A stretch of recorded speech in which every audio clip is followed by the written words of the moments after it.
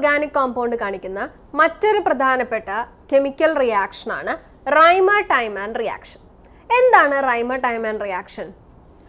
On treating phenol with chloroform in the presence of sodium hydroxide, a CHO group is introduced into the ortho position to the OH group of the benzene ring.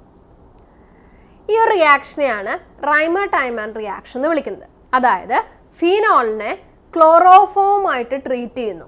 ക്ലോറോഫോമിന് sodium ഹൈഡ്രോക്സൈഡിൻ്റെ പ്രസൻസിലാണ് ഇവിടെ ക്ലോറോഫോമായിട്ട് reaction നടത്തുന്നത്.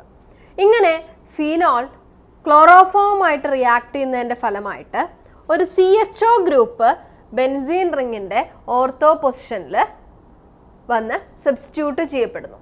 അതായത് ortho hydroxy benzaldehyde അഥവാ സാലിസൈലാൽഡിഹൈഡ് എന്ന product ഉണ്ടാകുന്നു. ഈ റിയാക്ഷനെയാണ് റൈമർ-ടൈമാൻ reaction എന്ന് വിളിക്കുന്നത്. റൈമർ-ടൈമാൻ reaction എന്ന് പറയുമ്പോൾ ഫീനോളിനെ കറസ്പോണ്ടിങ് ആൽഡിഹൈഡായിട്ട് സാലിസൈൽ ആൽഡിഹൈഡായിട്ട് കൺവേർട്ട് ചെയ്യുന്ന കെമിക്കൽ റിയാക്ഷനാണിത്.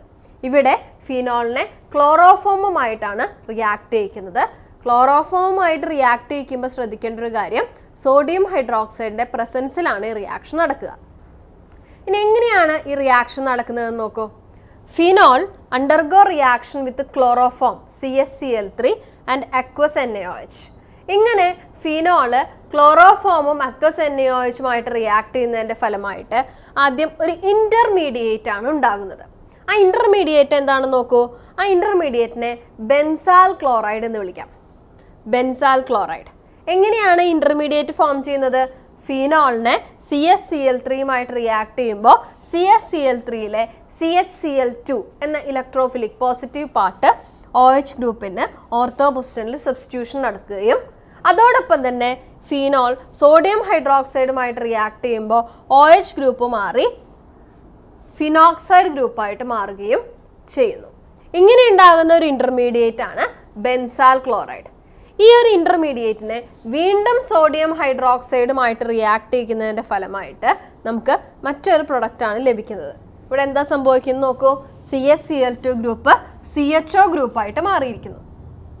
ഇതിനെ വീണ്ടും ഒരു ആസിഡ് ഹൈഡ്രോളിസിസ് നടത്തുക. ആസിഡിൻ്റെ പ്രസൻസിൽ ഹൈഡ്രോളിസിസ് നടത്തുമ്പോൾ നമുക്ക് കാണാം ഇവിടെ O-Na ഗ്രൂപ്പിന് ഹൈഡ്രോളിസിസ് സംഭവിച്ച് OH ഗ്രൂപ്പായിട്ട് മാറിയും നമുക്ക് കിട്ടുന്ന പ്രൊഡക്റ്റ് 2-ഹൈഡ്രോക്സി ബെൻസാൽഡിഹൈഡ് അഥവാ സാലിസൈലാൽഡിഹൈഡ് ആണ്. ഈ റിയാക്ഷനെ നമുക്ക് എന്ത് വിളിക്കാം?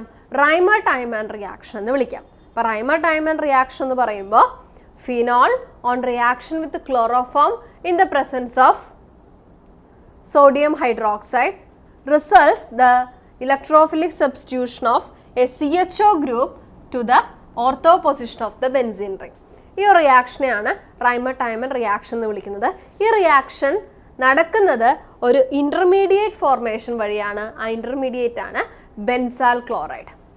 ഇവിടെ സാലിസൈൽ ആൽഡിഹൈഡ് എന്ന വളരെയധികം ഉപയോഗങ്ങളുള്ള കെമിക്കൽ കോമ്പൗണ്ടിനെ നിർമ്മാണത്തിന് ഈ ഒരു മെത്തേഡ് വളരെയധികം ഉപയോഗിക്കാവുന്നതാണ്.